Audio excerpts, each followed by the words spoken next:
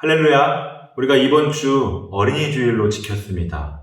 다음 세대를 책임질 어린이들이 복음의 열매를 풍성히 맺을 수 있도록 함께 기도하길 원합니다. 우리도 연약한 어린아이의 시절이 있었습니다. 그럼 지금 우리는 연약한 존재가 아니라는 것일까요? 지금도 연약할 수밖에 없는 존재라는 사실을 하나님 앞에서 깨닫는 자에게는 복이 있습니다. 그것을 깨닫는 자가 예수님을 더욱 의지할 수 있고, 그것을 깨닫는 자가 이웃의 아픔을 진심으로 보듬을 줄 믿습니다.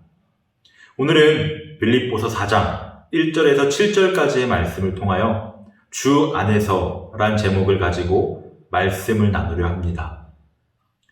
1절에서 바울은 빌립보 성도들에게 주 안에서 서라고 역설합니다. 빌립보 교회는 복음의 사역에 열심인 교회인 것을 말씀을 통해서 보았는데요. 그러나 교회 안팎에서의 발생한 문제들, 거짓 교훈과 분열, 박해가 있었고, 그에 맞서 굳건히 서기 위해 다음과 같은 태도를 삶 속에서 나타내라고 합니다. 첫 번째로 주 안에서 같은 마음을 품으라입니다. 유오디아와 순두계는 빌립보 교회에서 그리스도를 위해 일하는 일꾼이었습니다. 그들 가운데 불화가 있었던 것 같습니다.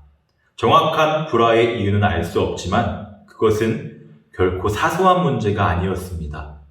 그들의 수고로 많은 사람이 신자가 되었는데, 불화가 있었다는 것은 빌립보 교회에 유익이 되지 못하기 때문입니다. 그리스도의 몸된 교회에서 만난 성도들은 같은 뜻을 가지고 협력할 때 하나님의 기쁘시고 온전한 뜻을 이룰 줄 믿습니다.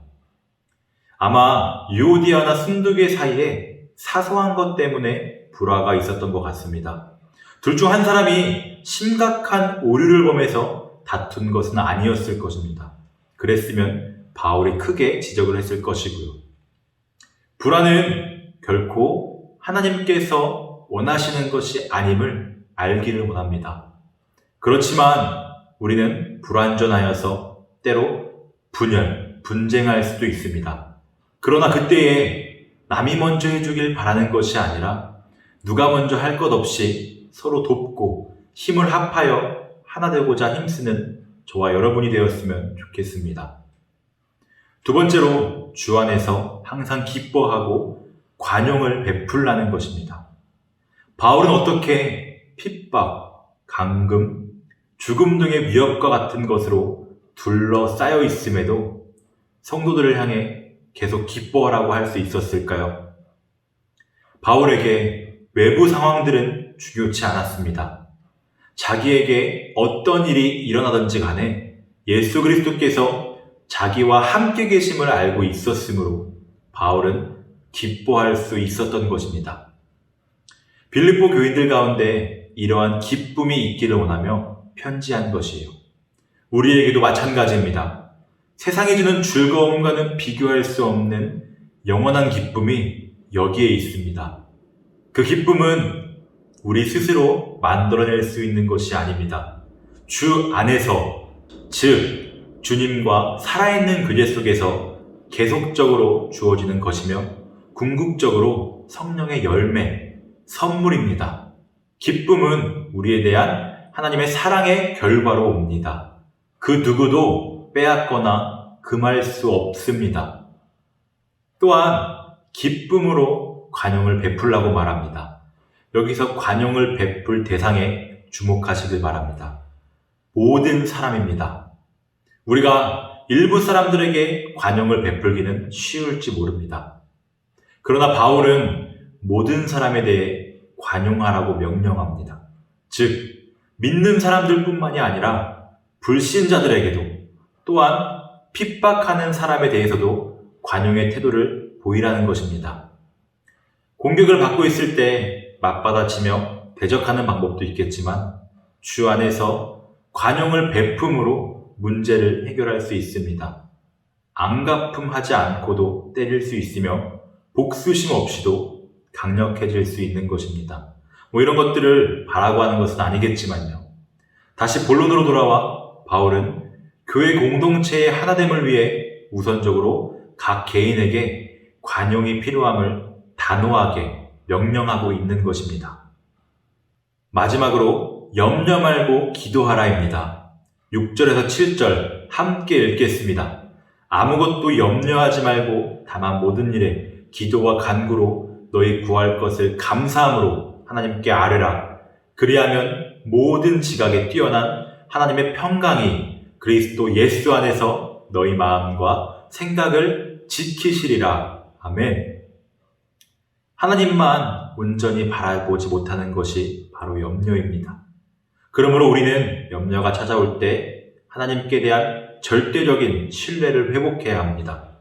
하나님은 우리가 염려하지 않기를 바라고 계십니다.